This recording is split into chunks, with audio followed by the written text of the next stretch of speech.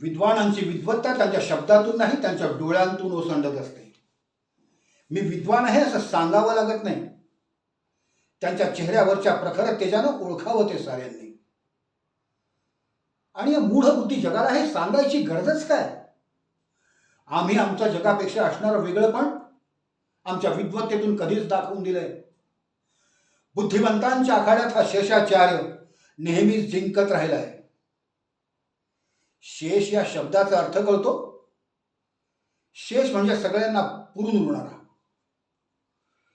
सवय जडली मनाला आता सतत जिंकण्याची, त्यामुळे एवढीशी हार सुद्धा आता जीव घेणी वाटते.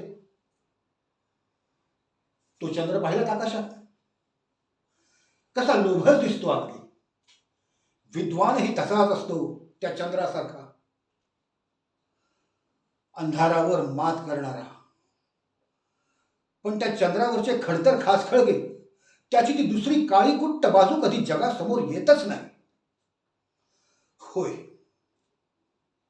सतत जिंकण्याचा अभिमान बाळगणारा मी आज असाच कुठेतरी आतून हरलोय. दिव्याखाली अंधार असावा ना, तसाच माझ्याच बौद्धिक प्रकाशाखाली माझा पुत्र मूढबुद्धी व्हावा. उंदीर कुरतडतो ना एखाद्या शुभ्र वलयांकित वस्त्राला, त्याचप्रमाणे मीही कुरतडला जातोय, रोज कणाकणानं संपत जाणाऱ्या चंद्रासारखा. पण मी हार मानणार नाही, कारण हार मानणं माझ्या रक्तातच नाही. काहीही झालं तरी मी मागे शेष उरणार. माझं शेषाचार्य हे नाव सार्थ करणार.